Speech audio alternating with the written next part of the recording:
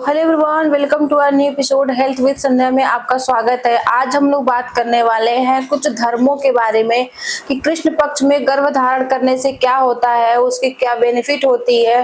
तो चलिए बिना देरी के वीडियो को स्टार्ट करते हैं और जान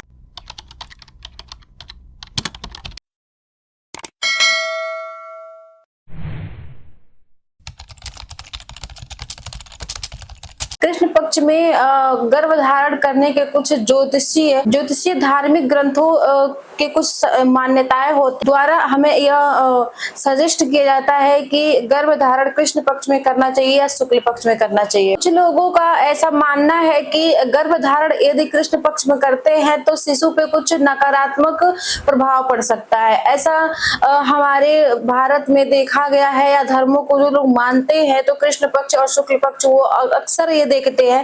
तो कुछ लोगों का यह मानना है कि कृष्ण पक्ष में यदि आप प्रेगनेंसी कंसीव करते हैं तो उस कंडीशन में बच्चे को कुछ नकारात्मक प्रभाव पड़ सकता है, लेकिन कुछ ऐसा वैज्ञानिक तरीके से मानना होता है कि इससे कोई भी प्रभाव नहीं पड़ सकता है, चाहे शुक्ल पक्ष हो या पक्ष हो या कृष्ण पक्ष हो, इससे कुछ भी फर्क नहीं पड़ता है, क्योंकि शरीर की एक्टिविटी बताती है। शरीर की यदि माँ अच्छे तरीके से अपने शरीर का केयर करती है तो उसका शिशु स्वस्थ पैदा होगा। और कोई भी नक्षत्र से कोई भी दूर दूर तक मान्यता नहीं होती है, लेकिन धार्मिक तरीके से उसकी मान्यता होती है, लेकिन वैज्ञानिक तरीके से उसकी कोई मान्यता नहीं होती। धार्मिक तरीके से अगर हम लोग जानते हैं तो वो हमें ज्योतिषी के द्वारा बताया जाता है कि कृष्ण पक्ष में यदि बच्चे प्रेगनेंसी को कंसीव कर रहे हैं तो उसमें चंद्रमा कमजोर होगा, जिससे आपकी प्रेगनेंसी कंसीव होने की संभावना कम होगी। और यदि प्रेगनेंसी कंसीव हो जाती है तो उससे शिशु का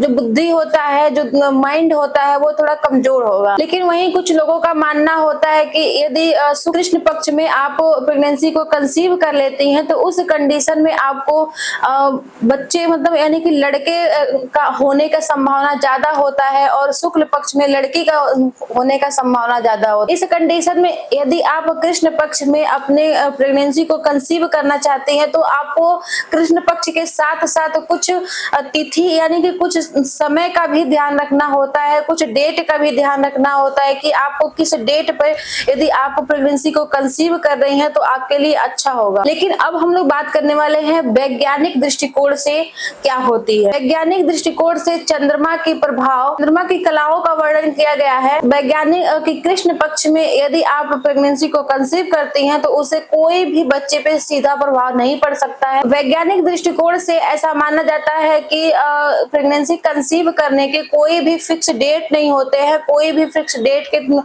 थ्रू आप अपने प्रेगनेंसी को कंसीव नहीं कर सकते हैं। वो महिला के स्वास्थ्य पे निर्भर करता है और पुरुष के शुक्राणु के गुणवत्ता पे निर्भर करती है कि पुरुष के शुक्राणु कितने अच्छे गुणवत्ता के हैं। यदि पुरुष के शुक्राणु कुछ ज्यादा गुणवत्ता के होते हैं तो प्रेगनेंसी कंसीव करने में दिक्कत नहीं होती है, जल्दी से जल्दी प्रेगनेंसी कंसीव हो जाती है। तो वैज्ञानिक दृष्टिकोण से शुक्ल पक्ष में या कोई विशेष तारीख का कोई भी लेना देना नहीं है। यह एक कृष्ण पक्ष में या शुक्ल पक्ष में बच्चे को कंसीव करने का यह एक ज्योतिषी मान्यता होती है, लेकिन वैज्ञानिक मान्यता में इसका कोई भी आधार या कोई भी प्रभाव नहीं दिखाया गया है। तो ऐसे यदि आप अपने धार्मिक तरीके से अपने बच्चे को कंसीव करना चाहते हैं तो आप जरूर अपने धार्मिक से जुड़े, लेकिन साथ साथ अपने वैज्ञानिक तरीके को भी देखें, क्योंकि आज का समय डेवलप हो गया है। तो आप धार्मिक के साथ भी जुड़े लेकिन वैज्ञानिक के साथ भी रहे। तो मेरा वीडियो कैसा लगता है प्लीज आप लोग कमेंट करके जरूर बताइएगा। जो लोग चैनल पे नए हैं प्लीज चैनल को सब्सक्राइब कर दे। Thank you.